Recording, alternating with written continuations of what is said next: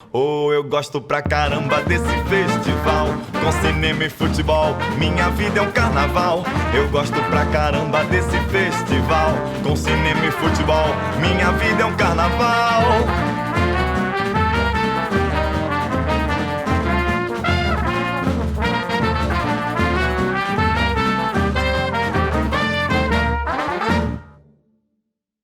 Olá, gente. Olá a todos. Sejam bem-vindas e sejam muito bem-vindos ao Cinefute, Festival de Cinema de Futebol, que nesse ano sugêneres de 2020, em sua 11ª edição, ele será totalmente online, pela primeira vez na sua história. E, como sempre, gratuito. Eu sou o Lobo Mauro e estamos aqui inaugurando o bate-papo Mesa Redonda Cinefute 11, com convidados que eu diria que são entidades. A conversa central é sobre sincretismo, candomblé, fé, superstições no futebol.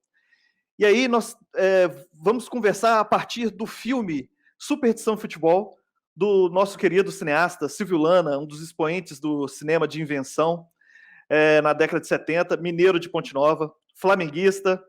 Apesar de Ponte Nova ser a terra do meu ídolo Reinaldo, do Clube Atlético Mineiro, meu galo, aí nós temos o Silvio Lana, e para discutir com o Silvio Lana, para essa conversa, para esse salto no imponderável da discussão, nós temos Clementino Júnior, que também é flamenguista, ele é cineasta, doutorando em educação, educador audiovisual, mangueirense, cineclubista, fundador do CAN.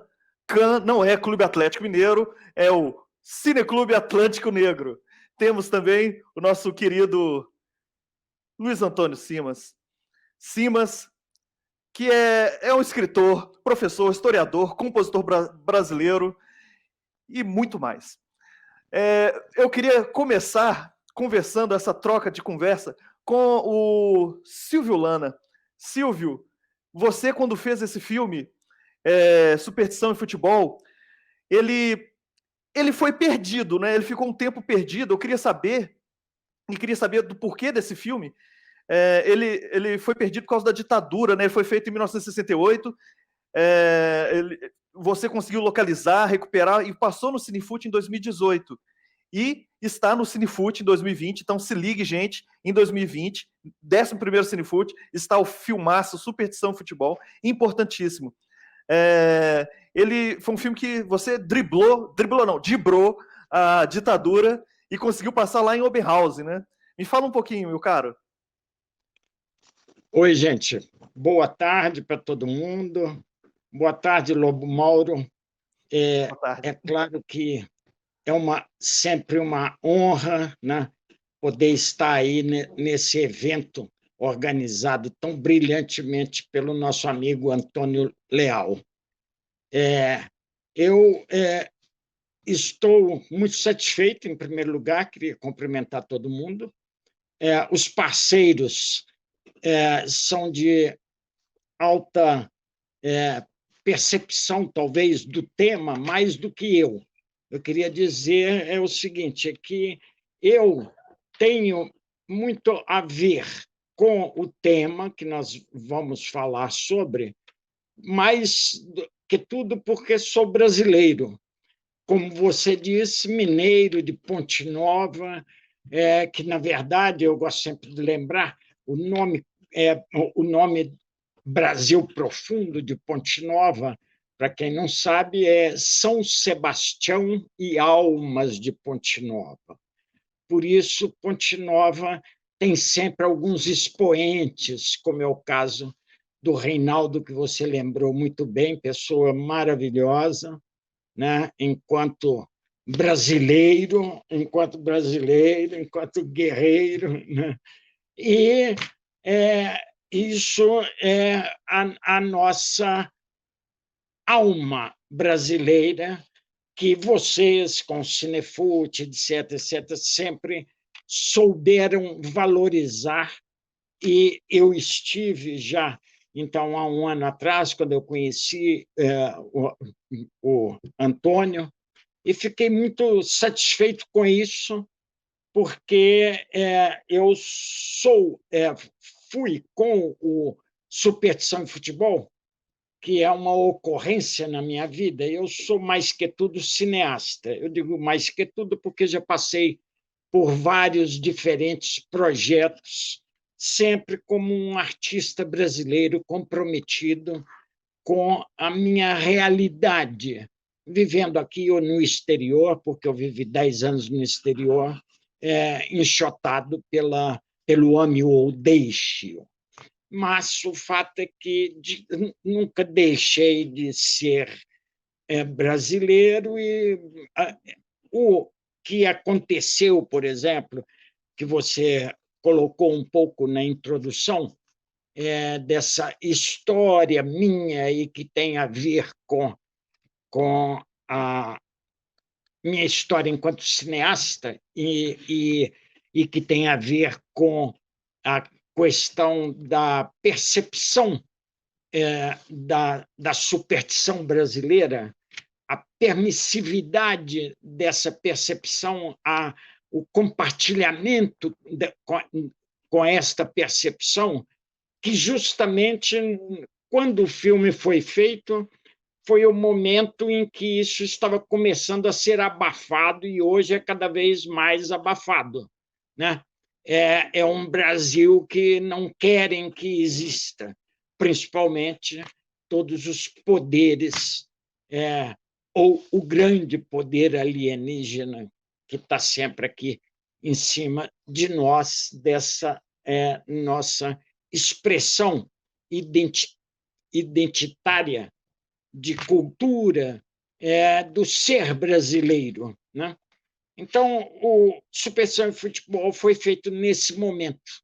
E foi feito nesse momento em 1968, quando justamente era como agora está acontecendo, perigosamente, era um momento em que a ditadura que tinha sido implantada em 64 estava começando, ela já tinha tomado todas as instituições, tomado todos os canais, e estava começando a entrar com a sua nova ideologia e etc., de entre aspas, fazer uma revolução, como impuseram no país. E uma delas era que, no futebol, né, a força tinha que entrar uma nova percepção baseada na psicologia, no que seja, etc., etc., mas escondendo a força da superstição. Então, o filme Superstição e Futebol, ele me caiu no colo, como eu digo, porque eu fiz um trabalho de graça, a gente sempre trabalha de graça para começar a fazer cinema, fiz a direção de produção do Carlos Prates Correia, de um episódio do filme Os Marginais, rodado em Montes Claros. E, nessa história, meio como que prêmio, tinha acabado de ser instalado no Brasil, em Santa Teresa, o primeiro escritório da TV alemã para a América Latina, com sede em Santa Teresa. E o diretor do escritório da TV alemã, Eckstein, ele tinha recebido e encaminhado para análise uma reportagem feita no Jornal do Brasil, onde eu trabalhava junto com o Moisés Kendler, que era o diretor de um dos episódios de Os Marginais. E aí, quando chegou da Alemanha a aprovação para que se fizesse um roteiro e se fizesse um filme sobre, o Moisés Kendler estava editando o filme dele, e não queria se ocupar disso, e me apresentou Eckstein, e eu o substituí. Então, eu parti para estudar o tema, etc., com mais profundidade, etc., e montei a produção, montei tudo. tudo foi feito por mim, ganhando muito pouco, porque eu fiz a produção, eu consegui Pelé, eu consegui, enfim, tudo, aqui em São Paulo e tal, para lá, e tinha só duas pessoas, dois técnicos da equipe alemã, para som e para imagem, e para fotografia, em 16 milímetros. E o Eckstein sabia que eu estava recebendo muito pouco, eram 1.000 marcos, para entregar um filme pronto. E me autorizou a tirar do meu bolso, fazer um contratipo do material para fazer uma edição minha e explorar no mercado interno, que tinha, na época, a lei do curta, que permitia você ter um filme como esse, que era, inclusive, meio ponta de lança, porque era futebol e tal, era um curta, e pá, ok. Isso foi feito, e aconteceu que, de repente, um curador do Festival de Oberhausen viu o filme em Manaus e foi atrás do Cosme, que era a pessoa ali, o outsider, dentro, porque o Brasil estava sob a ditadura, então tudo era encaminhado oficialmente através do Instituto Nacional de Cinema, que era dirigido por um coronel, tudo dentro da ideologia da ditadura. E eles já tinham, era um primeiro festival de Oberhausen, que é o mais tradicional, mais antigo do mundo, mas era um primeiro exclusivamente sobre esporte. E os militares já tinham indicado oficialmente. Só que esse curador viu, entrou em contato com o Cosme, e aí teve uma história cinematográfica, porque eu fui informado, né? Preenchi a coisa e tal, e o Cosme, então, me orientou a pegar a lata, era uma lata 35 milímetros, na época, aquilo ali e tal, e ele foi ampliado, o meu, para de 16, o original, para 35. Mas e essa lata, eu embrulhei ela de forma quadrada, para não parecer um filme, e levei atrás, eu não me lembro agora se era consulado ou se era ainda embaixada, porque estava indo para Brasília, não me lembro. Eu me lembro que eu me levei no consulado ou na embaixada da Alemanha, na cozinha, entreguei para chefe de cozinha. E o filme foi na mala. Coisa. Aconteceu que a TV alemã inscreveu a outra versão editada lá por uma mulher, com 15 minutos e etc. Que o filme foi bruto para lá. Então, é um caso sui generis em que eu concorri comigo mesmo e ganhei, porque o outro também estava assinado por Silvio Lana. Mas eu ganhei com um filme de 10 minutos. E anos depois, eu estava vivendo na Dinamarca, eles ficaram danados da vida na época e tal, ligaram para o Eckstein, o Eckstein me falou, mas passaram essas coisas, eu ganhei o filme premiado. Aí, uns anos depois, eu estou vivendo na Dinamarca, eu, minha mulher, meu filho, que nasceu lá, e o Cosme, que era sempre o contato, entra em contato comigo e a TV alemã me compra de novo a minha cópia, o meu Superstição e Futebol. Mas, enfim, coisas à parte, o que eu quero dizer é o seguinte: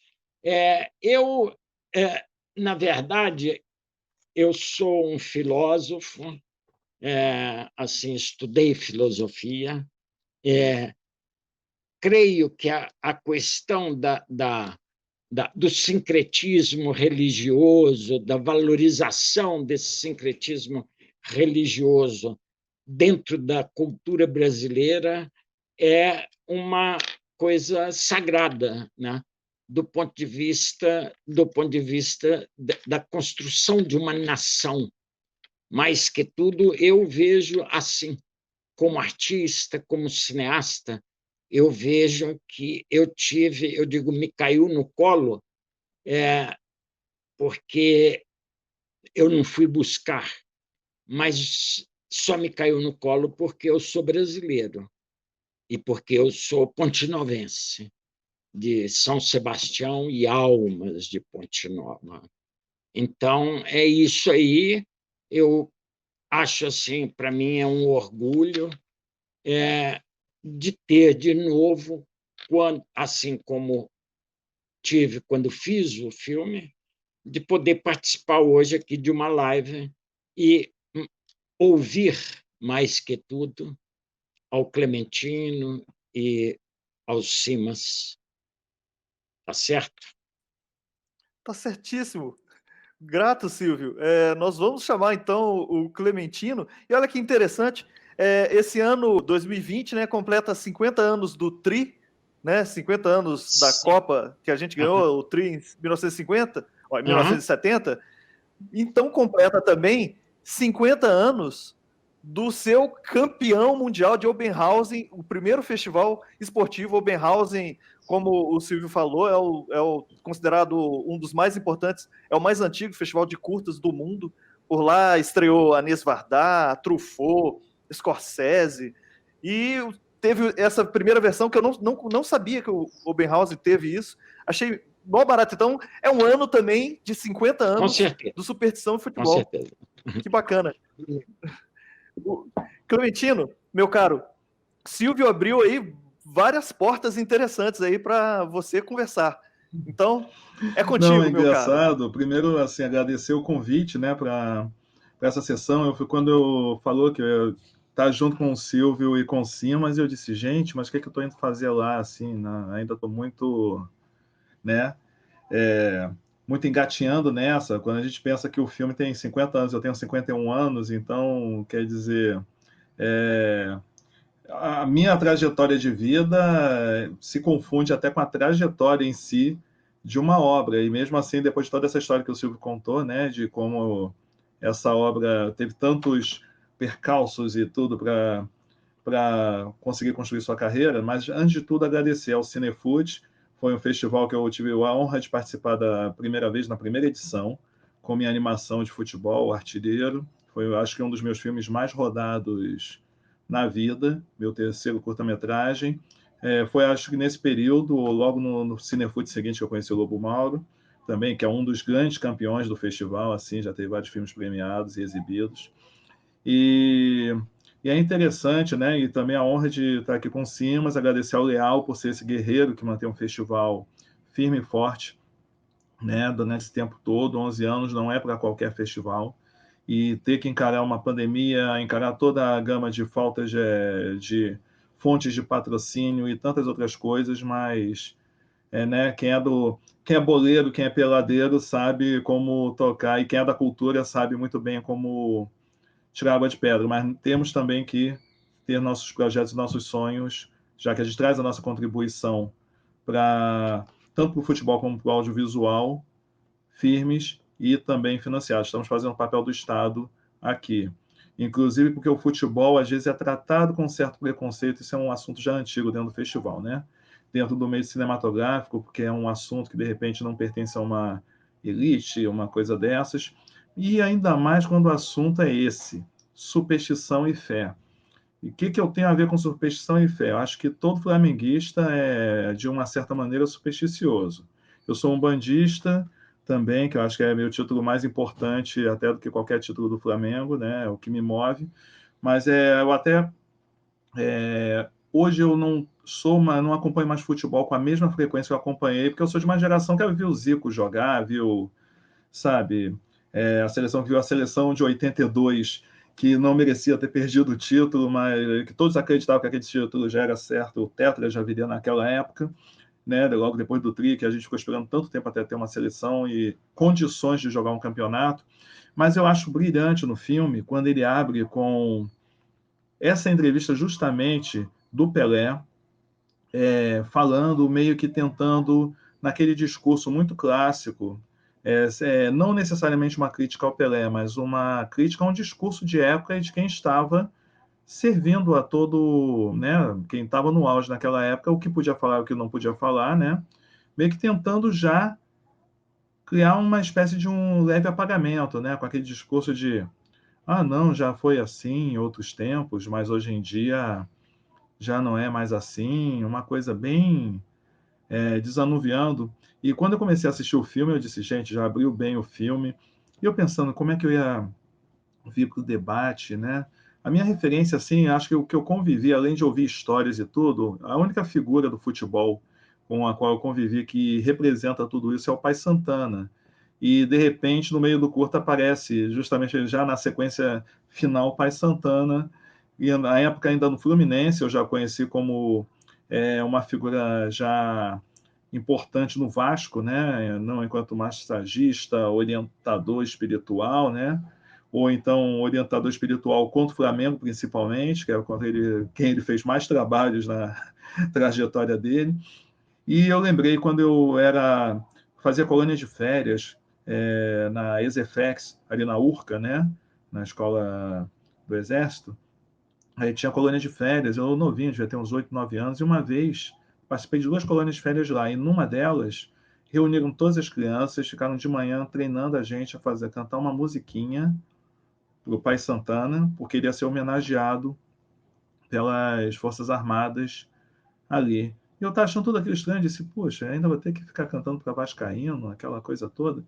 E ali eu comecei a prestar mais atenção no Pai Santana, porque naquela época eu ainda não estava muito ligado em futebol, sempre joguei pessimamente futebol, então aí que minha coisa era mais de torcedor, de ficar assistindo na televisão, e comecei a perceber mais essa coisa que se tornou folclórica, né? De um lado, você tinha nessa geração final dos anos 70 para 80, que eu vi essa infância e adolescência, o Pai Santana, de um lado, quando tinham esses jogos importantes, sempre tinha alguma notícia de véspera, já diziam que ele estava preparando alguma coisa, ou então a expectativa de que o beijoqueiro ia invadir o campo e beijar alguém numa final de campeonato.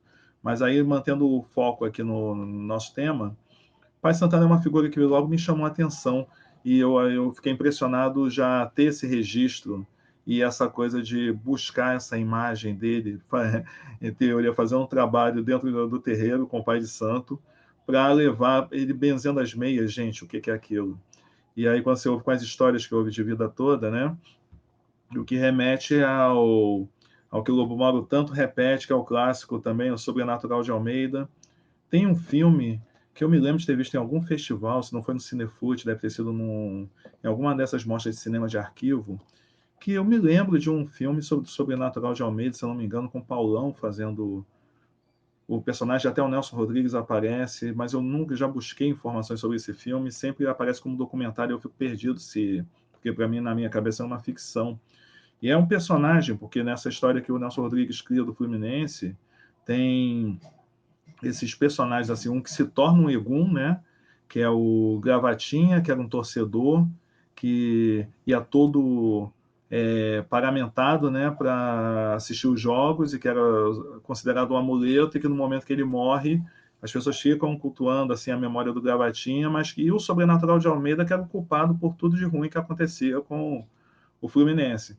Então, tem essa coisa de você exaltar todas essas figuras, esses personagens, e, ao mesmo tempo, tem uma frase que é conhecida por todos, né, de que se Macumba ganhasse o campeonato baiano terminava empatado, mas, ao mesmo tempo, o jogo, enquanto jogo, é uma coisa de... Depois o Simas pode falar talvez melhor sobre isso, né?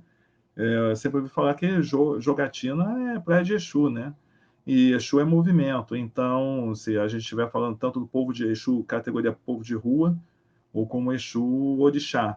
Então, tem essa coisa, o jogo está muito ligado à jogatina, né? A aposta, né? O futebol não tem uma aposta formal, mas tinha a loteria esportiva, acho que ainda tem.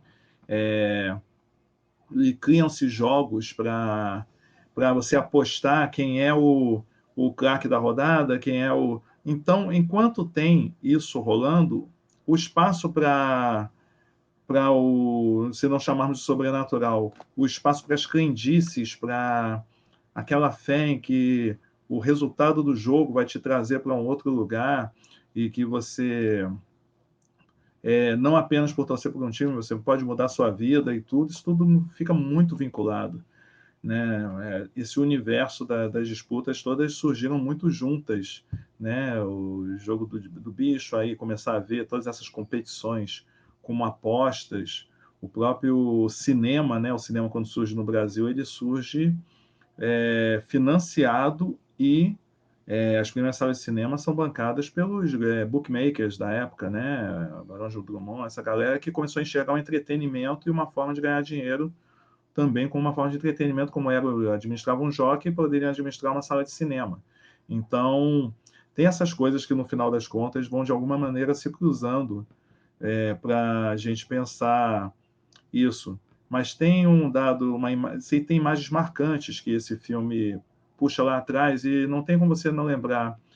Recentemente teve um jogo treino da seleção, acho que foi na última Copa, que foi até zoada na internet. Eu mesmo filmei da televisão e botei num story no Instagram, do Neymar entrando em campo. E o Neymar sempre tem um discurso de evangélico, mas ele se abaixa, dá uns 3 toquezinhos no chão e Bom, para bom entendedor, tem algo ali que não está... Tem um discurso quebrado aí no meio dessa história, né?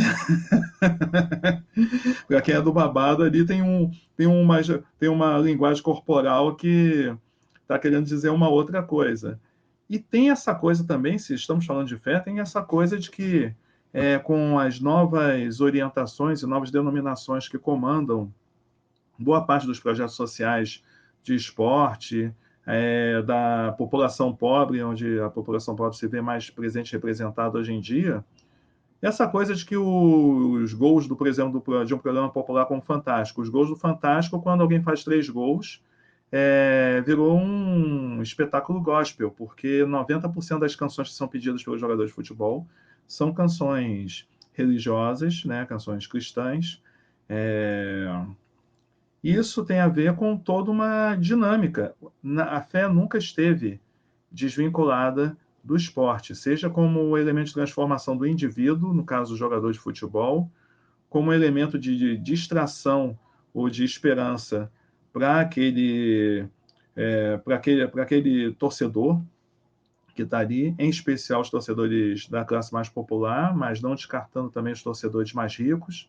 Eu lembro de um documentário que eu trabalhei numa produtora no início desse século, que fazia documentários para o GNT, e num desses documentários, dos 50 anos do Maracanã, tinha uma entrevista do João Moreira Salles, né, cineasta, e ele contando que, agora eu sei, mas depois vai me dizer se foi 89, né, eu acho que foi o título do Botafogo, depois de tantos anos que não ganhava o campeonato, e que o João Moreira, ele é botafoguense, então ele disse que desde então ele tinha um Fusca, de Honda, né, um Fusca azul, que o Fusca ele tentava chegar cedo para parar no mesmo local que ele estacionou no dia do campeonato, que o radinho de pilha que ele quebrou no meio do jogo, ele comprava no camelô sempre o mesmo radinho de pilha antes de ir para o jogo, para poder fazer todo o ritual do que aconteceu naquela história, para tentar criar um ciclo, né, que o ciclo faz parte das curimbas, para fazer o milagre acontecer de novo. Então, só para dar uma introdução, assim, botar um caldo no debate, é isso, nunca o futebol esteve desvinculado disso. Eu estava vendo no livro do Zeca Ligeiro, ele falando justamente sobre o futebol arte, e depois falando também sobre essa coisa do Zé Pilintra ligada ao livro do corpo a corpo. E aí tem um dado momento que ele mostra uma jogada, acho que uma representação de uma jogada do Garrincha, o Homem das Pernas Tortas, e ele traz para um desenho do delegado, mestre da Mangueira, da minha escola, dando um passo de samba, um passo que até o Lan eternizou numa ilustração dele, que foi até o cartaz e a abertura do meu documentário sobre o delegado, que é quando ele fazia aquele 4 com a perna para ficar dançando, né? E como se fosse um passo de futebol, da expressividade corporal. Todas essas coisas dos corpos estão ligados com a fé, e a coisa do corpo negro dentro desse espaço do futebol traz também toda essa dimensão dessas tradições de matriz africana também interligadas. Mas isso tudo só para dar começar essa roda de conversa, assim, que eu também estou louco para ouvir o Simas aí dando aula desde sempre. Maravilha, tio Clems. Você falou algumas coisas aí, achei. Eu me lembrei, você falando, né, das mandingas. Tem umas cenas também no. Pai Pode Santana falar. é mineiro também. Mineiro também? Oba! Pelé, mineiro também. Pelé. Achando que você está escolhendo, ó, toda vez que você está fazendo live, só tem mineiro na parada. Eu estou até me sentindo privilegiado você ter me deixado participar, eu e o Simas, porque, pô. Vou te falar que essa vez foi o Antônio Leal, mas eu acho que mineiro é uma peste, cara. Tá em tudo quanto é lugar, a hora que você. É coincidência. O Pelé não jogou no Galo, não sei se foi por uma superstição, se foi por uma questão assim, mas é porque o pai do Pelé jogou no Atlético Mineiro. Mas ele teve uma questão lá, que aí ficou meio chateado, foi cortado, e aí o Pelé não jogou no Galo. Curiosidade, o filme Rei Pelé, feito pelo, se eu não me engano, foi pelo Christensen, em 67, meu pai, Clementino Quelé, fez o papel de Dondinho no Olha filme. só, seu pai... A primeira metade do filme é todo meu pai atuando, fazendo Dondinho. Que maravilha!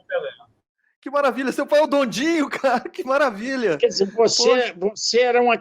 você era criança quando você viveu isso? Você viveu isso de perto? Nasci logo depois. Ah, tá. Não, você não viveu, tá. Mas é isso. Agora, já que a gente está falando coisa de Minas, voltando a Minas, eu queria lembrar o seguinte, que eu digo assim, o folclore ali de Minas, ou de Ponte Nova, pelo menos, você está vendo, o flamenguista corresponde ao atleticano, você está vendo? No futebol. Todo flamenguista é atleticano, então eu me considero atleticano, sempre me considerei atleticano. É uma questão assim do time mais popular, mais povo, né? O que importa é isso, é essa energia. Mas vamos em frente. Eu me casei com uma flamenguista, eu vim para o Rio, me casei com uma flamenguista, 2 primos meus de Uberlândia, eles são flamenguistas e atleticanos, tem esse sincretismo. Eu Sim. Me senti... Só que eu vim aqui, eu não quis torcer quando eu vim para o Rio, eu não quis torcer para o Flamengo, eu quis torcer para o Botafogo. Eu tentei torcer para o Botafogo, mas caramba, é o time que parelha com o azar com o Atlético Mineiro. Aí eu ia me implodir se viesse o Botafogo e o Atlético Mineiro. Aí eu desisti. Não, para ter azar, seja só com o Atlético Mineiro. Botafogo não, né, Simas? 2, não rola. Vamos lá. Se você pretende passar longe dos sortilégios da desgraça, você não pode ser Botafogo. Não, eu sou botafoguense. E se vocês estão falando aqui de clube do povo e tal, eu acho que nós somos aquele que traz um cabedal mais profundo ligado à superstição, né? O Botafogo tem muito disso, porque eu estou ouvindo papo aqui, o Silvio falando, o Clementino falando, uma maravilha, estou me deleitando aqui. Santana era de Andrelândia, Minas Gerais, né? Ah, é? Olha, interessante. E vocês estão falando do Santana, mas o Santana, ele foi o homem que parou o Pelé. O Santana era o massagista do Bahia na Taça Brasil de 59, que o Bahia ganhou do Santos. Porque o Santana o Santana era boxeador, né?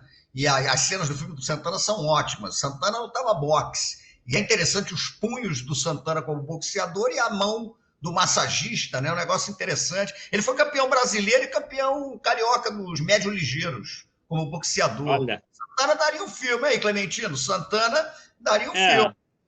E aí daria um filme, com certeza. Santana, ele vai ser... É uma lenda, né? E ele vai ser massagista do Bahia. Ele começa no Vasco e vai para o Bahia. E ele é o massagista do Bahia, do time campeão da Taça Brasil de 59. E o Pelé não jogou o último jogo, que o Bahia ganha de 3-1, e machucado. Então, Santana adorava dizer que foi um trabalho dele que tirou o Pelé do jogo, né? Vocês estão falando do Santana, eu estou morrendo de rir. O Santana tem a história de que ele desceu de helicóptero no campo do Flamengo na quinta-feira da semana da final da Taça Guanabara de 76, Flamengo e Vasco, e que é 1-1, o Vasco ganha nos pênaltis, gol do Geraldo Assoviador para o Flamengo e do Roberto de pênaltis para o Vasco. E o que se dizia é que o Santana arriou um despacho. O Santana trabalhava com uma entidade chamada o Exu do Cruzeiro das Almas, seu Exu do Cruzeiro das Almas, e ele vai arriar um despacho ali no gramado da Gávea. E ele falava que com aquilo ali, e virou muçulmano depois, hein? Quando ele volta do Oriente Médio, ele volta muçulmano, e ele começa, inclusive, a reproduzir o gesto da reza do Islão com a bandeira do Vasco, porque ele continuou macumbeiro e muçulmano. E aí ele ia para o canto do escanteio, arriava a bandeira do Vasco como tapete, e ele voltava-se para a torcida do Vasco como muçulmano que se volta para Meca, e ele ajoelhava, beijava a bandeira do Vasco e tal, e fazia aquele gesto muçulmano, porque ele volta islâmico, o Oriente Médio, macumbeiro e muçulmano. O Santana é um grande personagem. Estou ouvindo vocês falando do Santana aqui, é interessante. Bom, mas enfim, a minha contribuição é pequena. O que eu queria dizer é o seguinte, o Brasil tem um detalhe que eu acho muito peculiar, porque, a rigor, se a gente for levar o pé da letra, existiria uma diferença entre superstição e religião, né? A religião está vinculada a um sistema de crenças, está vinculada a cosmogonias, né? Mitos sobre a criação. Então, religião pertence a esse terreno de cosmogonias, né? de mundo.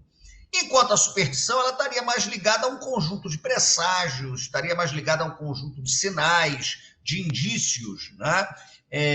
Que, de certa maneira, acabariam pautando até certas reações cotidianas da pessoa.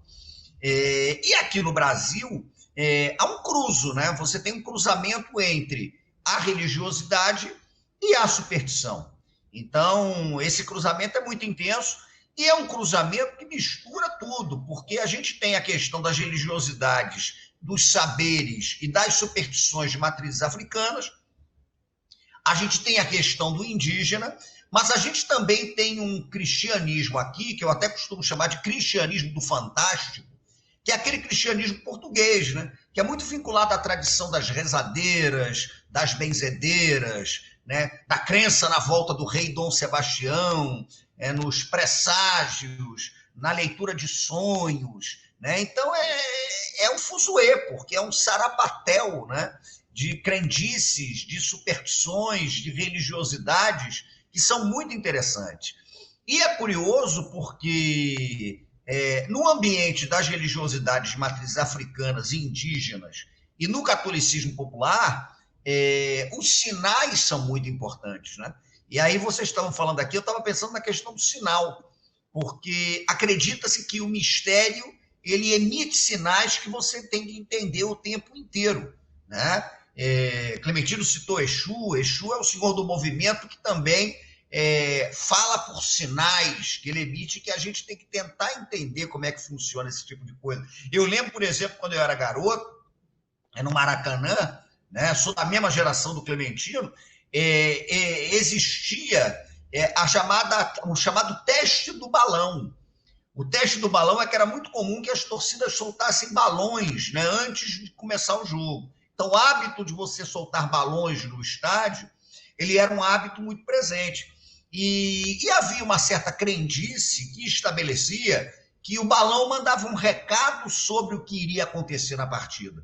Era o vaticínio do balão. Então, se o balão subisse, ultrapassasse a marquise e ganhasse os céus, era um sinal evidente de que o time ganharia. Mas se, porventura, o balão lambesse, né, como a gente diz no Rio de Janeiro, batesse na marquise, não subisse por alguma circunstância, era um sinal evidente, um vaticínio do azar, né? Um vaticínio do infortúnio. Então, é curioso como o futebol, que é um esporte introduzido no Brasil como um esporte elitista, né?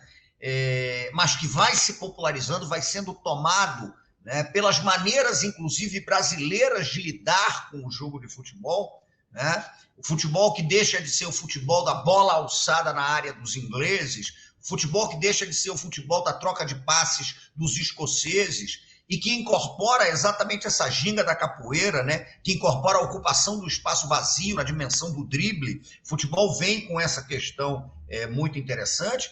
E aí ele se aproxima da religiosidade popular, ele se aproxima da superstição, se aproxima da crendice. Até porque a gente está lidando com o imponderável, né? E é o imponderável do jogo, é o imponderável do inusitado, é o imponderável que está ligado às amarrações, é o imponderável que está ligado aos sinais, né?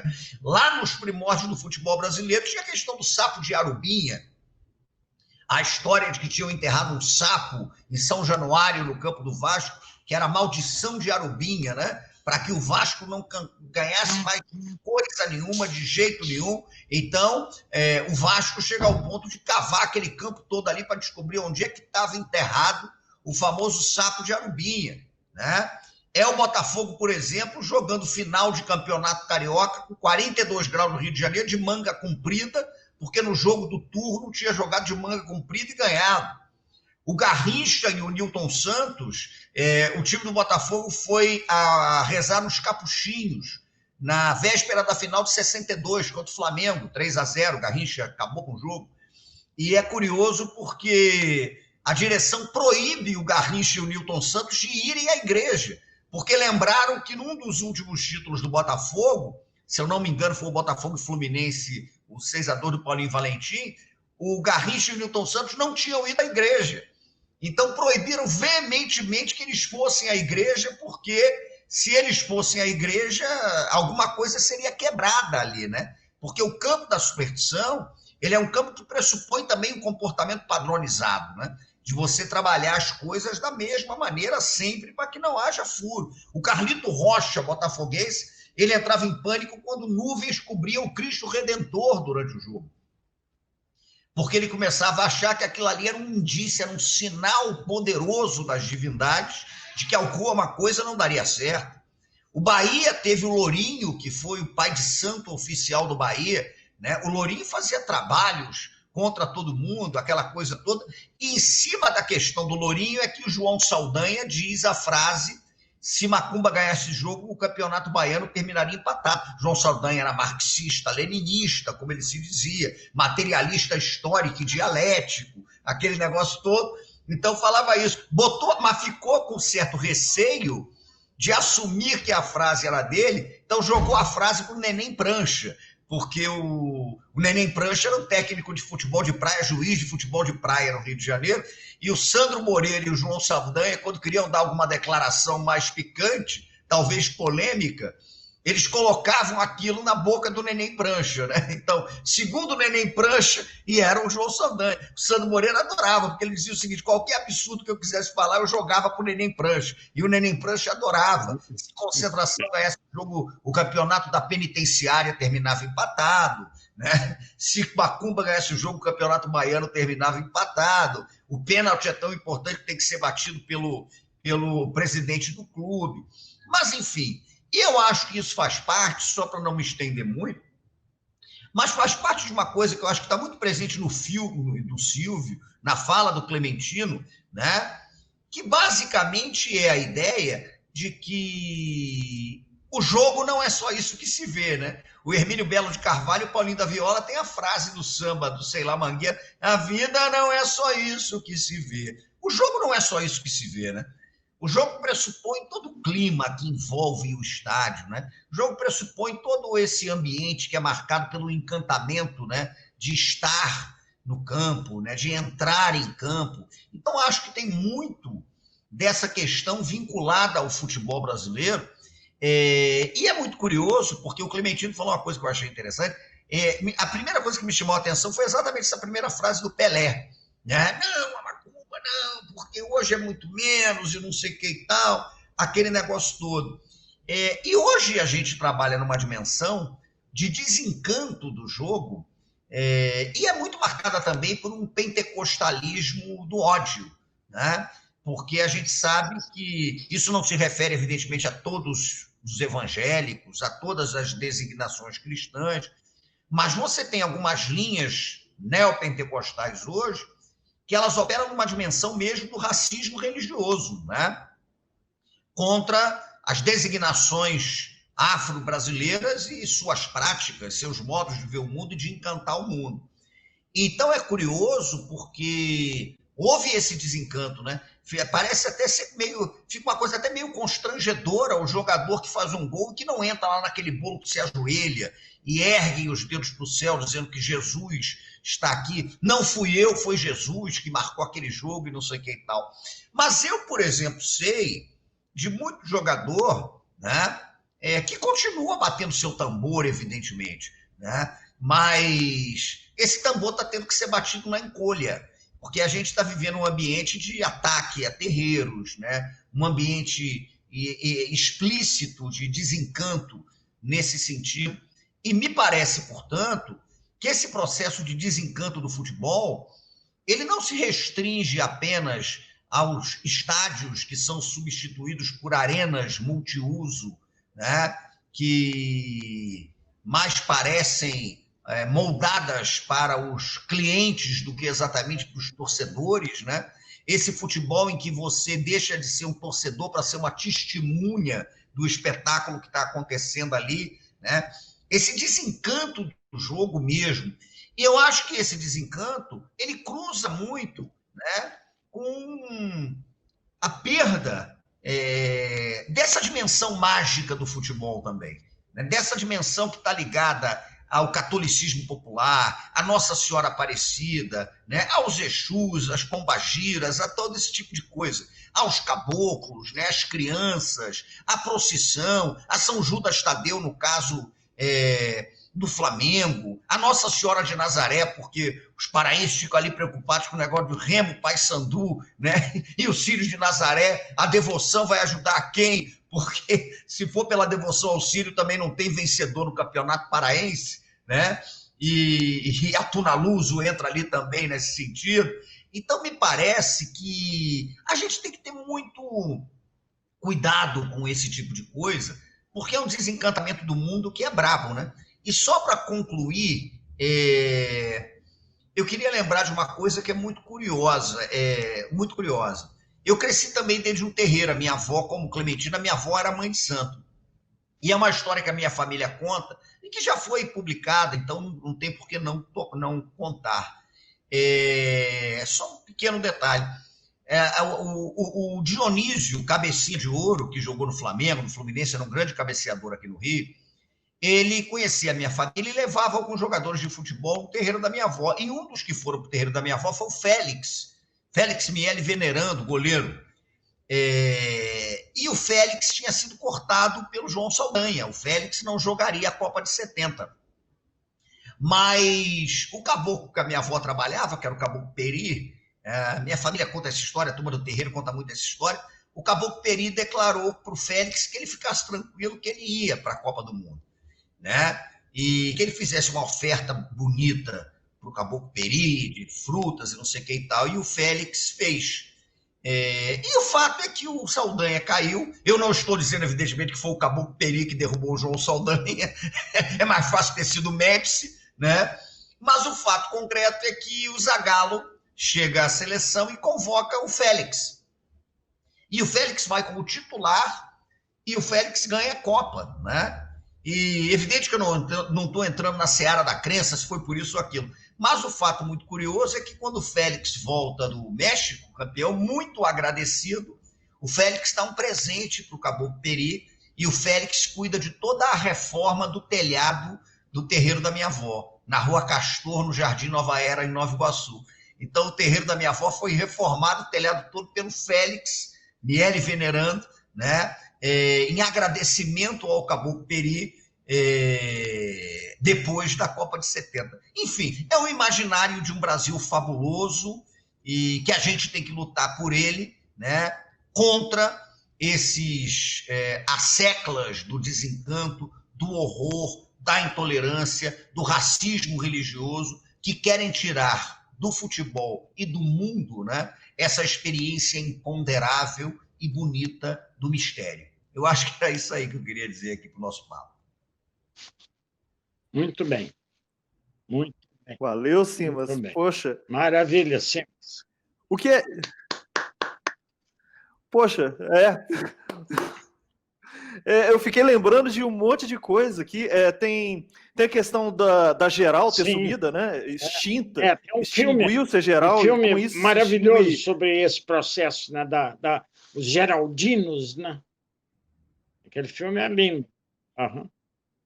Tem Geraldinos e Ah. tem a Geral. Tem 2 filmes, né? Que pega o último jogo da Geral no Maracanã, Aham. Exato. da Ana, mas né? ali, só um comentário. Eu tô lembrando também defendo uma hipótese, eu vou lançar um livro sobre o Maracanã no início do ano que vem. Não era exatamente a Geral que queriam tirar do estádio, era o Geraldino, né? Era o Geraldino. Isso. O que eles não gostam é do Geraldino. Exato. Não, pois essa é a denúncia do filme, né? O que houve Sim. foi o processo de elitização e transformação do futebol, porque o que acontece nessa história toda, eu enxergo muito, né? Talvez por causa da minha idade, né? Eu já estou com 76, eu sou de 44. Então, essa transformação, e eu sou do interior, então, essa transformação do Brasil profundo, a perseguição, né, que se tem a isso, de uma forma justamente por causa da colonização, né? Por sermos um país culturalmente, economicamente, a raiz de tudo isso está aí, né? Então, é um negócio complicado. O Superstição, eu abri aqui e a sinopse do filme. Eu queria ler um trecho, porque justamente diz assim, a sinopse, né? Aquilo que eu, na época, me dediquei, porque eu tinha, infelizmente, um irmão que morreu esse ano, e que é meio irmão gêmeo, assim, porque eu nasci um ano depois dele, então sempre fomos criados juntos, e, enfim, sempre fomos muito, muito unidos. Mas ele falava comigo uma coisa que é isso, dizia: Silvio, eu não sei o que você tem, que quando você cisma com uma coisa, é só aquilo, você não faz mais nada, é aquilo, 24 horas você respira, faz tudo e tal. Blá, blá. E eu sou realmente assim. Eu pego um projeto, eu mergulho, eu digo que eu mergulho, e fico lá até resolver o problema. E o negócio da superstição, que era uma coisa, como eu disse, que eu não tinha muito histórico, nem de torcedor de futebol, e nem com relação às culturas afro, nem eu tive a educação religiosa, cheguei a como é que fala? A ajudar a missa, ainda em latim, sabia tudo em latim. Confie, te ordei, onipotente, Beato Maria, sempre virgem, aquela coisa toda, mas, enfim, mas nunca fui propriamente assim muito religioso, nunca tive muita... E acontece que eu fui fazer o Superstição, mas mergulhei de tal maneira que saiu o filme, e a sinopse que eu escrevi na época é o seguinte: Superstição e futebol como documentário é, antes de tudo, um fato, uma constatação, eufórico na mesma medida do fato que é força. Não nos interessou a análise, a origem, o porquê, mas tão somente o fenômeno, tal como se expressa, como significado para todo um povo.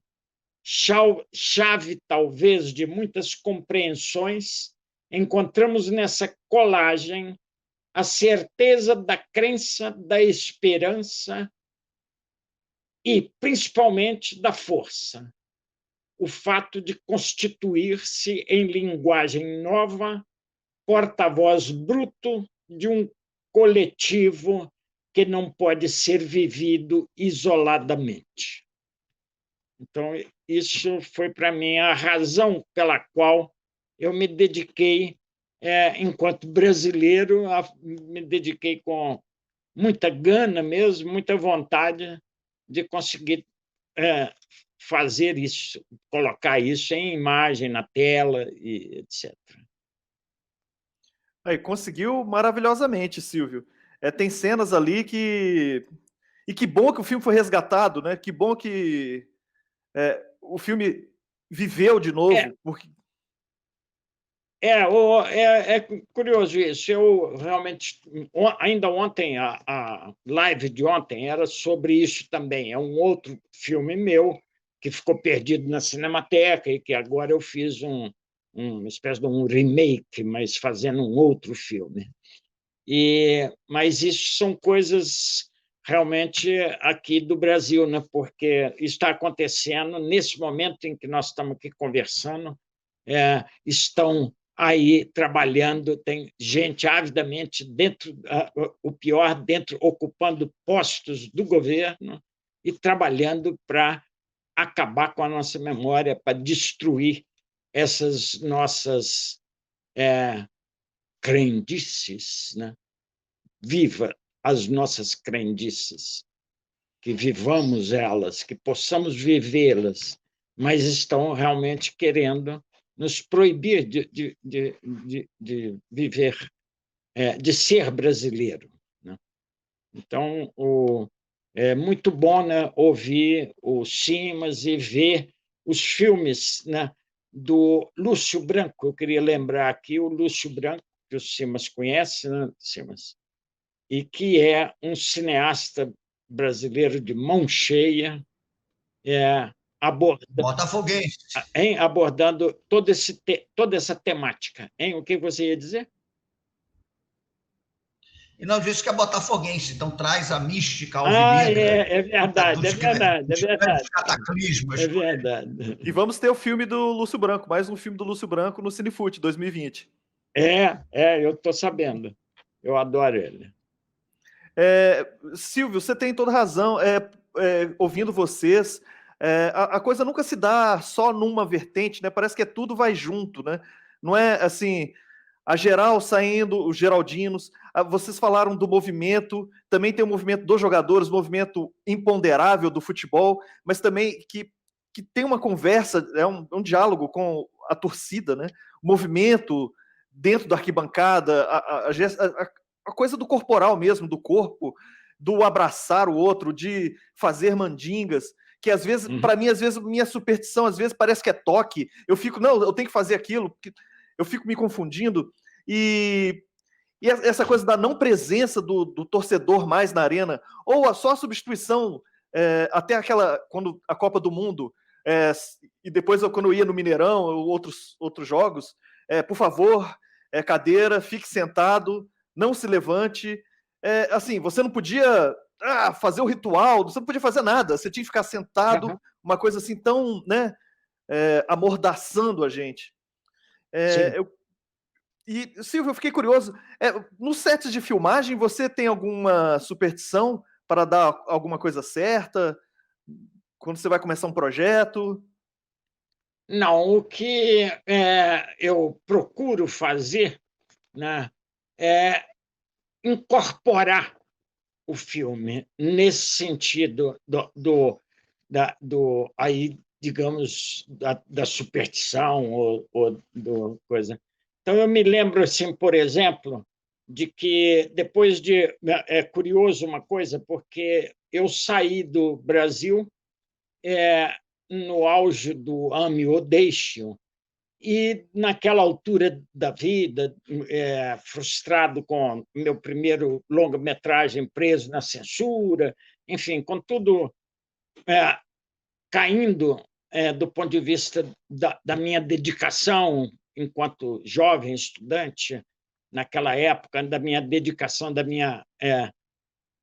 do meu acreditar no Brasil, no futuro do Brasil, e vem o golpe, tudo isso.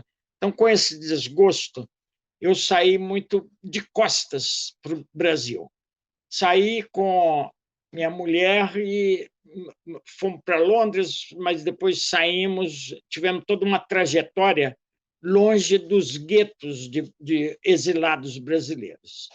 E fomos morar na Dinamarca, inclusive, coisas distantes, e fomos para a África, enfim, é toda uma história, mas muito isolada.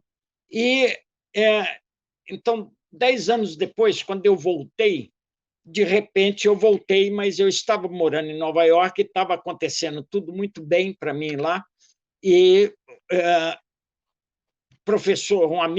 professores lá da Escola de Cinema de Nova York me arranjaram cartas que eu levei ao consular, ao Foreign Office, sei lá o que foi, para já garantir um visa para eu voltar, para eu retornar. E eu tinha um projeto lindo para fazer lá, mas chegou aqui, de repente, eu fui pego pela brasilidade, de várias formas, ligada ao cinema e a isso. Começou por um roteiro em cima chamava-se Uma Interrogação em Vermelho, e depois O Último Presidente, narrando o golpe de 64, os últimos 5 meses em torno do golpe de 64. Mas depois não consegui fazer isso, nós estávamos em 80, no início da abertura, etc., e estava ainda muito difícil, mas aí depois eu soube da possibilidade de fazer um filme de temática carioca. Existia uma possibilidade e tal. Aí eu, de repente, tive um insight do Malandrandó, e tive a ideia de fazer um filme, então, sobre o malandro e sua entidade maior, o nascimento do samba e sua entidade maior, o malandro. Essa é a sinopse de um filme que era para ser um longa, mas, enfim, terminou um média-metragem chamado Malandro Termo Civilizado ou Malandrando.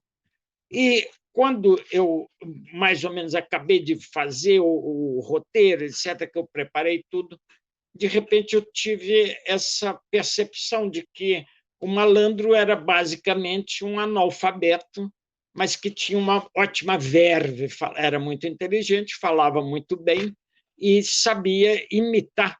Estava entrando Pereira Passos no Rio de Janeiro e tal, aquela coisa de uma modernização ligada a toda a Europa, a França principalmente, etc. E o malandro, então, surgiu esse personagem dentro disso. Então, eu falei, não, então eu tenho que fazer os créditos orais, não escritos, por causa disso. E aí escrevi e tive um insight de que quem tinha que falar os créditos para a Câmara seria o Moreira da Silva.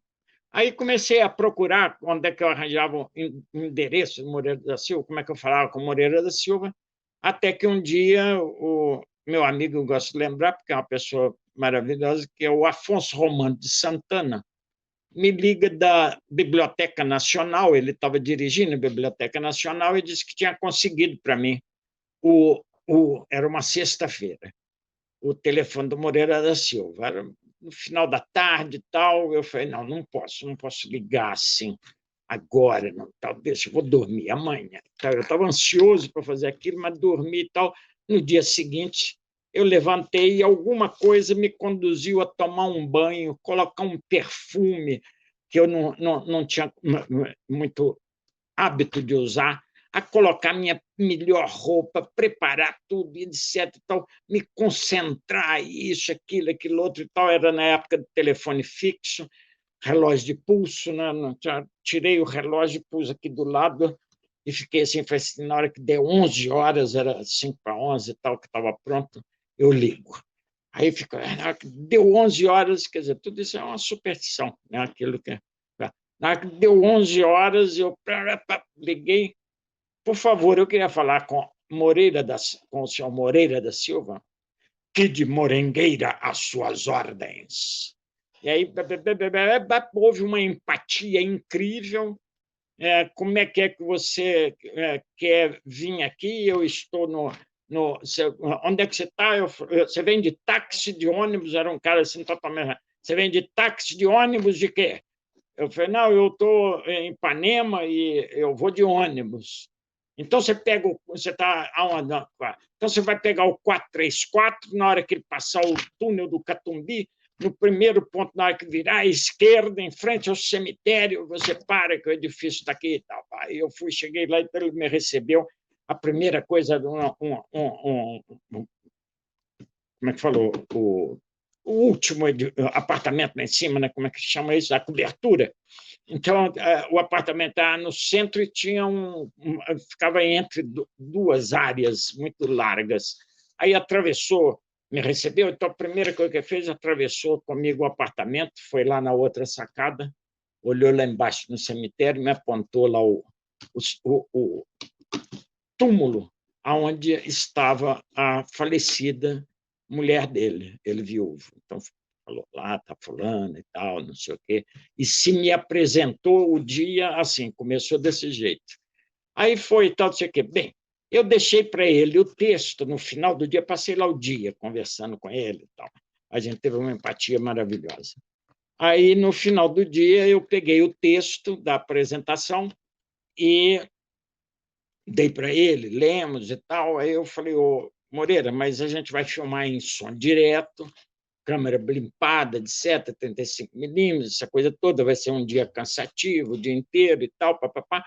Agora, você, a cada plano e tal, você, por favor, não se preocupe se precisar de variar, de você improvisar qualquer coisa e tal, não sei o quê, você pode fazer e tal, você tem toda a liberdade.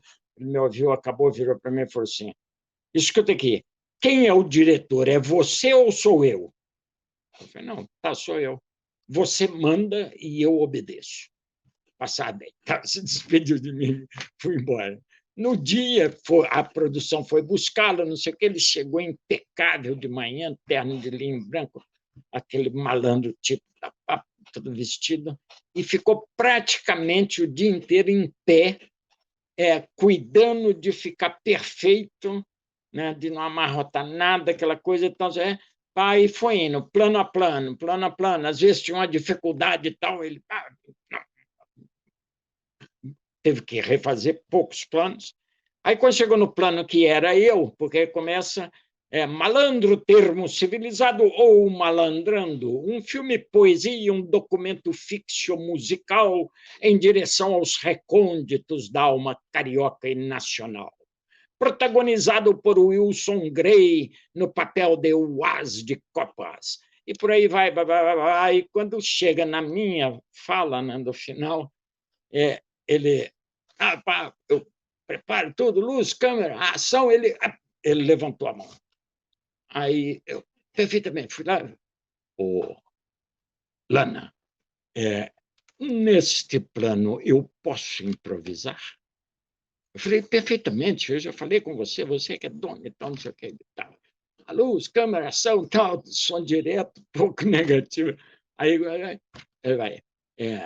A inspiração veio no vento, não sei o que, e no roteiro e na direção, Silvio Lana, aquele monstro sagrado, Silvio Lana. Eu deixei estar lá, né? No roteiro e na direção, aquele monstro sagrado, Silvio Lana.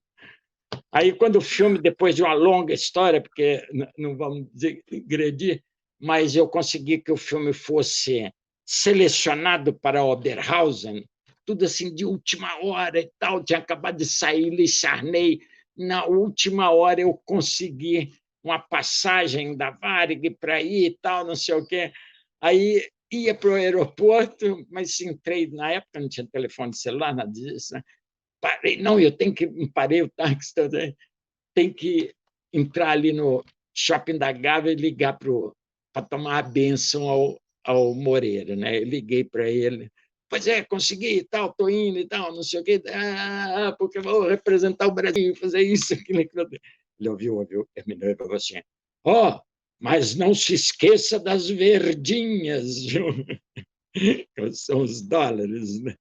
Ele queria que eu voltasse a negociasse. É isso aí, gente. História maravilhosa, Silvio. Poxa, eu acho que Clementino, você também, quando vai fazer um filme, você também se protege? Como algum ritual? Você pede licença? Olha, essa semana, desde o Carnaval, que eu estou fazendo 2 filmes que eu estou fazendo ao mesmo tempo que tem a ver com esse universo, tanto dos Encantados quanto do futebol. Tem o Ano Mágico, que é um filme que eu e o André Sandino estamos fazendo sobre... Começamos no ano passado, nas 2 finais do Flamengo na Libertadores e no Mundial, só que é um filme sobre os torcedores que só assistem de casa. Então, nós fomos para Maré, fomos para Senador Camará no dia da Libertadores, ia ser só sobre a Libertadores. Aí resolvemos fazer o do Mundial em Rocha Miranda. E da Libertadores já fomos assim, não vai passar, então vamos gravar, tudo pode acontecer.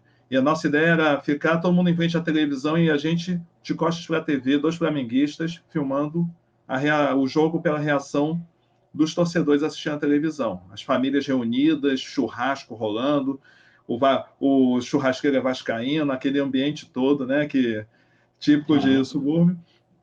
E, quer dizer, tivemos o momento da alegria e o momento da tristeza. E é um documentário que ainda está em finalização, porque também, graças ao isolamento, muita coisa parou e a gente teve que... Todo mundo está trabalhando em dobro, né?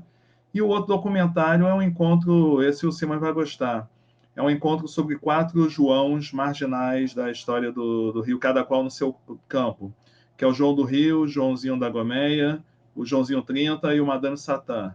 Essa semana mesmo eu fui filmar Hugo Germano, que é um ator maravilhoso, fazendo Madame Satã na Lapa. Fomos com todos os protocolos, uma equipe enxuta, todo mundo mantendo distanciamento. Só ele de malandro. Não fomos. Hoje é dia 4, fomos dia 2, né? Anteontem, dia de finados. Olha bem, fomos no dia de finados, filmar na Lapa, um Egum. E o filme tem muito essa coisa do caráter do ator, assumir que é um ator que está incorporando um personagem que não está mais entre nós, ele está buscando esse personagem pela forma como ele lê esse personagem. E eu tenho uma coisa em todos os meus filmes, enquanto não aparecer o famoso maluquinho da rua, ou a pessoa em situação de rua, que tem alguma coisa assim, né? Enquanto não aparecer aquela pessoa, antes de gritar a primeira ação, para vir puxar assunto, eu já sei que vai dar errado. Sempre, todos os meus filmes que deram certo, esse filme aqui atrás, o Tião, não é esperado, eu não consegui apontar o dedo, Tião, que é um filme também sobre sincretismo de São Sebastião Negro retornando ao Rio de Janeiro. É um filme que, quando a gente foi gravar a primeira ação lá opa, tiraram até o slogan para a gente ver, né? Apareceu um cara que não era nem de rua, mas apareceu um cara que já foi boxer, tudo mais, e estava querendo saber do filme e ficou ali perturbando. Eu disse, bom, agora vai dar tudo certo. E quando aparecer alguém dito perturbado, né? Alguém cri-cri, querendo assunto, e meus filmes, muitos dos meus filmes são filmes passados em externa, filmes de rua, filmes de guerrilha, filme sem dinheiro, eu não tenho dinheiro para o holofote, então eu jogo todas as cenas para o exterior. Mas tem isso, e é um filme sobre 4 personagens que a gente gravou no Carnaval, no sábado de Carnaval fomos para a Avenida, o Madame Satã de Mulata do Balacochê, o Joãozinho da Gomeia esqueci agora o nome da travesti que ele saiu no Carnaval, e o João do Rio todo blasé, vindo estava chovendo sábado de Carnaval, ele vem com guarda-chuva, todo... Joãozinho Arlete. Arlete, né? E o João do Rio olhando tudo com nojinho, né? Aquela coisa, né? Bem típica, né? Aquele ar blasé do João do Rio. E o Joãozinho 30 meio deslumbrado, chegando assim, tipo... É como se jogassem os 4, né? De tempos diferentes ali no meio daquela avenida, no ensaio do Carnaval, e eles estão ali. E tudo isso tem a ver um pouco com esse universo. Quando a gente produz filme, a gente tem as mandingas, tem as coisas, às vezes carregar um alhozinho no bolso, assim, só para... se não está com banho, põe um perfumezinho, é isso que eu quero falar para o Silvio. O perfume foi a água de colônia foi a melhor coisa que você colocou, porque o perfume espanta o mal, entendeu?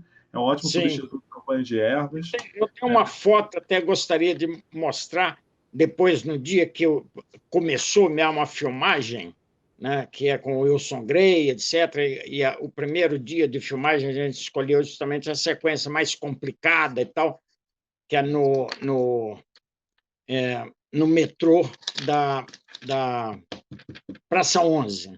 Então, naquela época, tinha que iluminar tudo e tal, com 35 milímetros, essa coisa. Mas, enfim, nesse dia eu acordei também, foi assim, eu acordei 5 horas da manhã para tomar um banho, me preparar, perfumar, arrumar, tá, me vestir de malandro e fui para dirigir o Grey, né? Uma honra.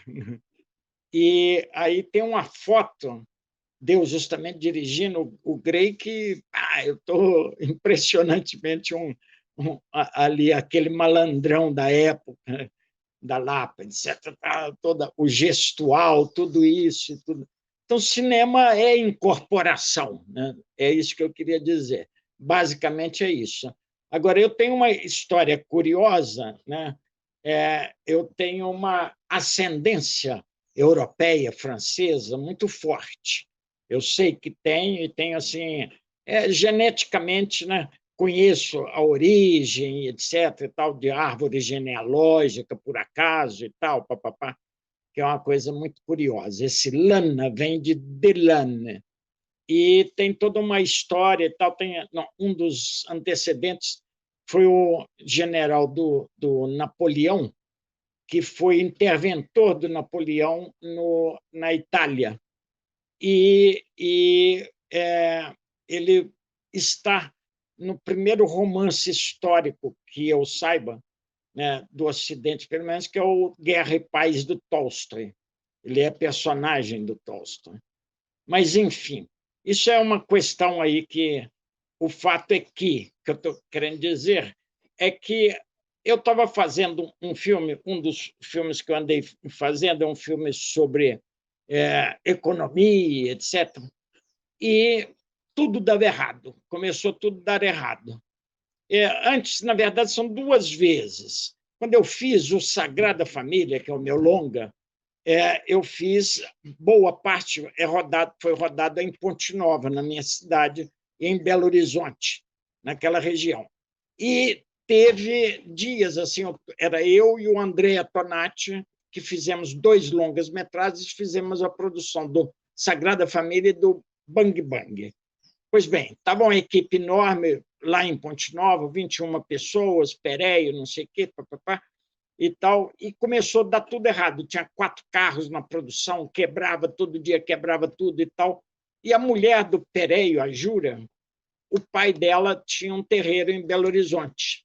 E o guia do filme, o meu amigo Milton Gontijo, era muito ligado também a terreiros. E aí me convenceram a parar um dia tudo e irmos a Belo Horizonte para participar de ir a um terreiro e tal, para tirar os... Aí fomos, eu não acreditava e tal, fui bastante isento da coisa e tal, acompanhei todo mundo, porque me convenceram. O fato é que, quando entramos no ambiente, assim, de longe, de repente, alguém lá eram vários pais de santo atendendo, etc., rezando, era uma coisa grande. E nós entramos e alguém lá parou e falou, pediu que aquele grupo que chegou, que estava muito pesado, que se dispersasse e tal, não sei o quê.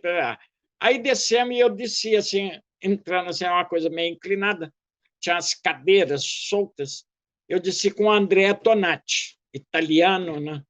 E tudo. Aí, na hora que chegamos, assim, eu e ele, perto de 2 cadeiras, ele, de repente, ficou duro e caiu que nem uma tábua. Buf! Caiu para trás na cadeira. Eu falei, o que houve, André? Ele ficou lá e tal. Daqui a pouco, ele se levantou porque uma mulher chamou ele lá.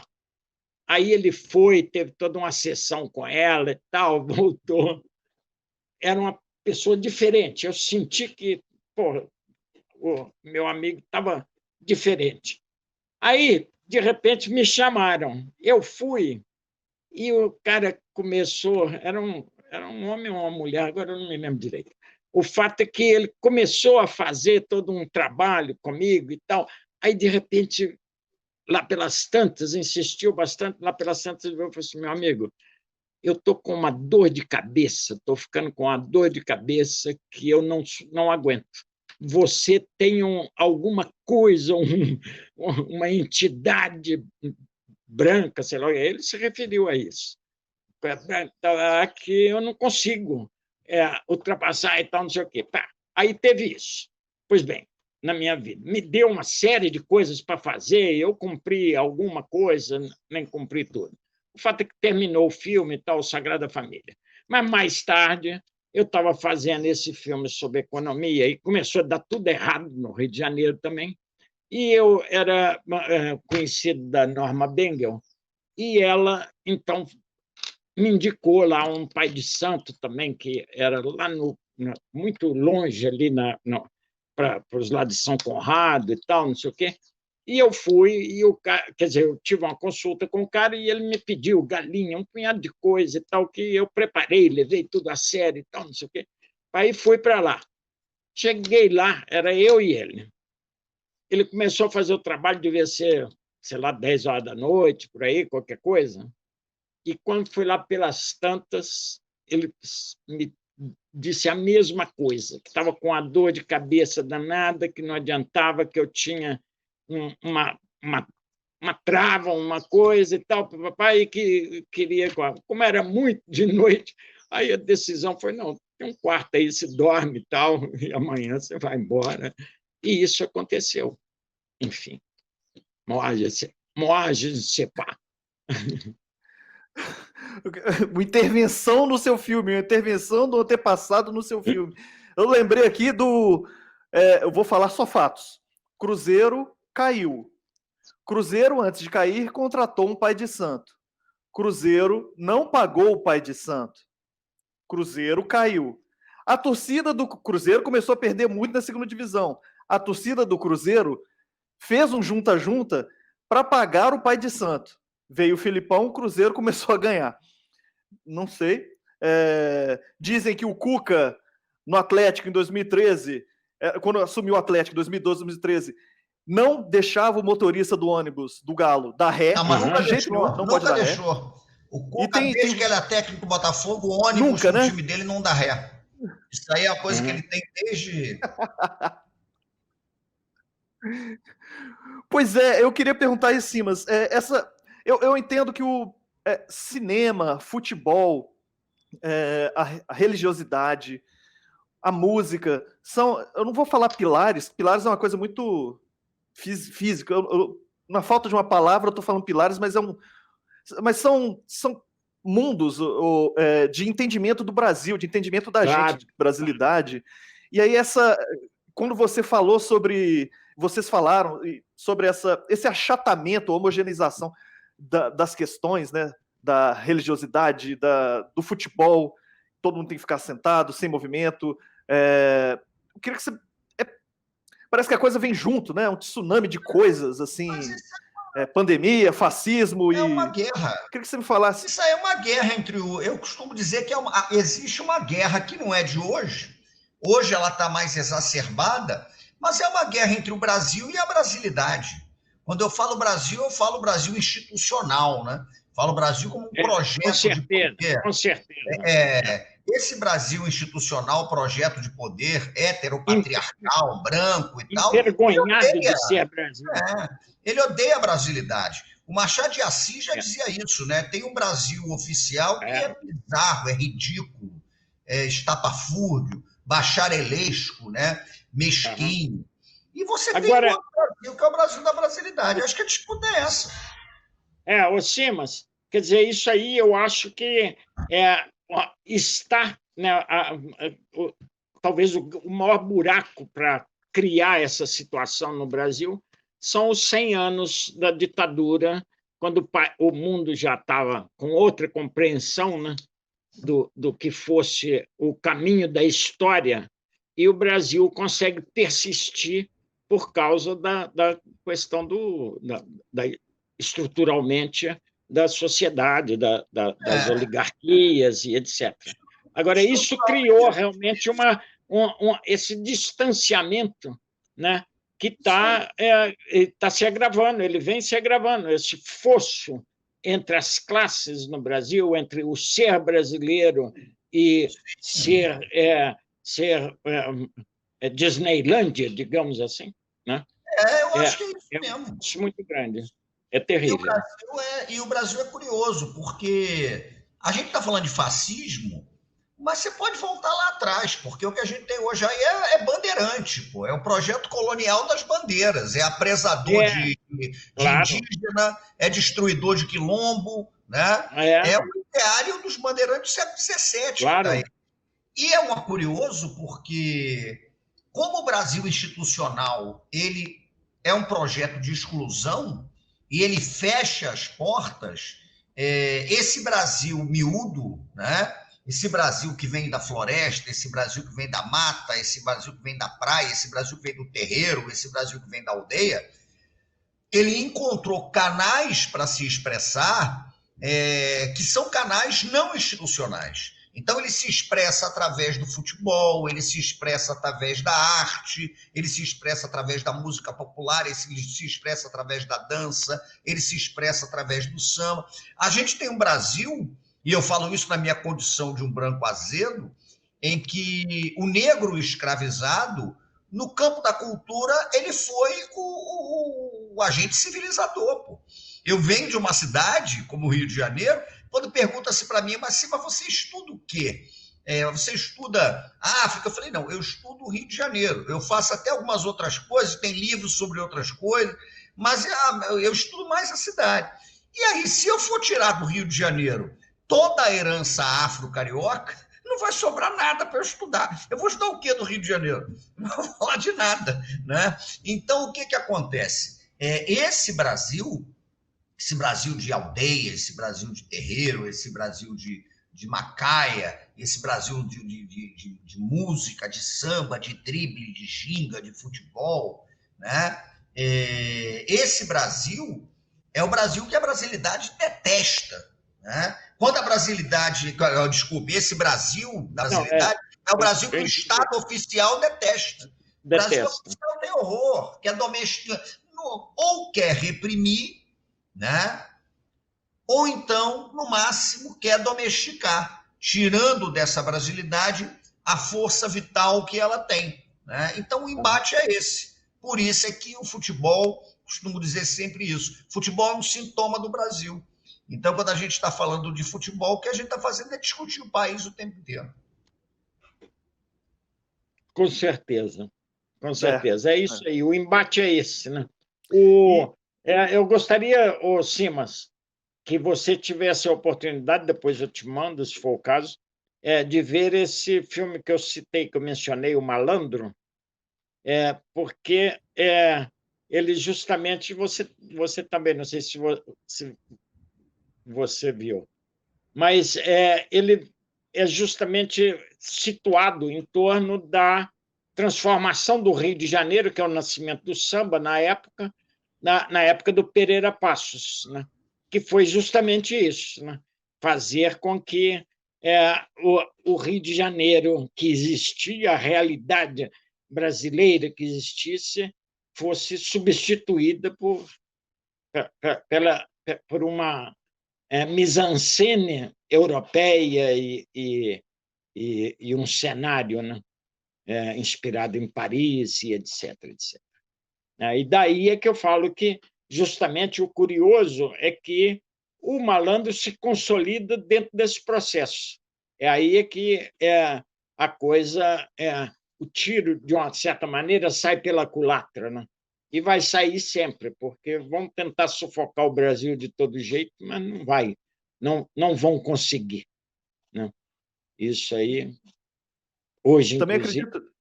Acredito nisso, Silvio, acredito nisso. Não, esse concreto que colocam na gente, esse concreto tem rachaduras, como o próprio Simas falou. Agora você comemora, faz o gol, o cara até puxa, vem cá rezar, tá bom, mas escondido, toca um atabaque. Tem fissuras. Eu acho que o ser humano, as fabulações, é indomável. Realmente é uma guerra. É uma guerra, mas tem causa fissuras. A história com H maiúsculo existe. Ela está acontecendo. A gente pode pensar que dribla ela, mas não dribla, não. Entendeu? Ela vai marcando o caminho e não é tudo o que se construiu, o que a África, né? Eu estou com esse filme engasgado na garganta que eu quero fazer, que chama-se forofina, que em Bambarrá, que é o dialeto mais falado na região do Mali, quer dizer, a palavra que eles usam para o continente africano, para a África, que é pele negra. Mas que é isso, né? É uma dívida que nós temos para com a África, que se nós não a perseguirmos, não buscarmos resgatar, eu digo essa dívida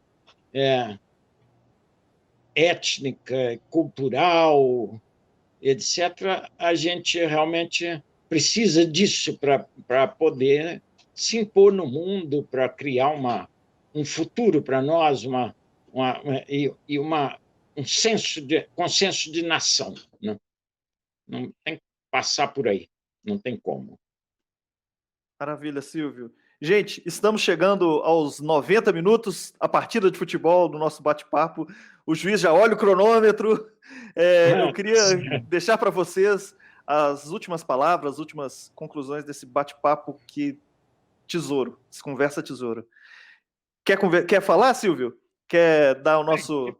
Então eu já vou adiantando. O que eu quero dizer é isso, né? Que foi realmente um grande prazer conhecer as pessoas com quem fizemos aí esse encontro, né? O Simas e o Clementino foram muito esclarecedores para mim, de muitos aspectos que realmente me escapavam a respeito, e agradecer aí a oportunidade de estar falando de Brasil e do meu... E para a comemoração, né, dos meus 50 anos de superstição em futebol, como foi lembrado aí na live, e que realmente não deixa de ser uma data para se comemorar. Muito obrigado.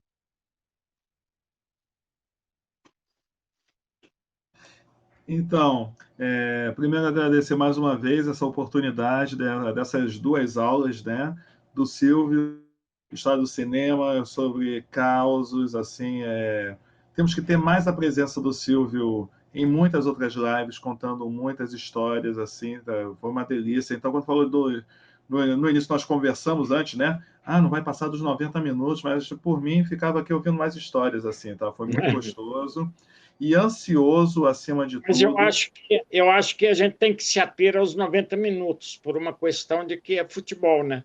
2 tempos e tal, não vamos ultrapassar, também, não, porque é longa-metragem pode até as 2 horas também, que está valendo. E também ansioso... prorrogação.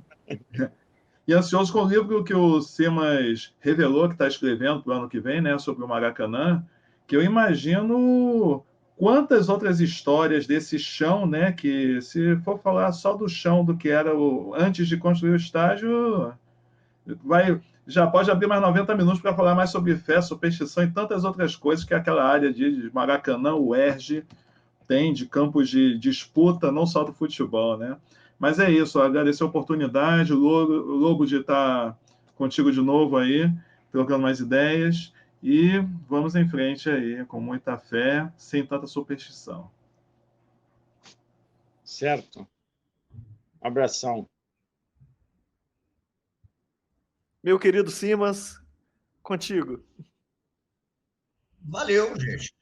Agradeço, um prazer estar aqui falando com o Clementino, estar ouvindo as histórias maravilhosas do Silvio. Agradeço ao Lobo Mauro, agradeço aí ao Cinefute mais uma vez, ao Antônio, né, pelo convite. E é isso aí mesmo. Ano que vem, o livro já está com a editora, a gente deu uma segurada agora por causa da questão da pandemia. Já adianto o título, vai ser Maracanã quando a cidade era terreiro. Então vocês vão ver que vai cruzar um pouco com essa história toda. É isso aí. E é pena, Clementino, que você pelo menos conseguiu, já não está mais tão ligado ao futebol. E eu, rapaz, eu sou terrível, porque eu vou envelhecendo, vou ficando cada vez mais perturbado com esse negócio. Porra, o Botafogo só me apronta. Mas tá bom, obrigado, gente. Valeu. Agradeço aí, foi uma alegria bater esse papo com vocês. Tudo de bom. Tudo de bom, gente. Falou. Gente, obrigado a generosidade da conversa. Pessoal, Cinefute com muitos filmes do Brasil, de fora. E ano que vem, Antônio Leal, olha, já temos um livro, hein? Já temos uma conversa aqui, Maracanã, quando a cidade era terreiro. É isso? Maravilha. Agradeço a todos e um beijo e vamos seguindo que como é que é? Siga a pelota. Vamos, siga o jogo. Siga o jogo. É isso aí. Aquele abraço.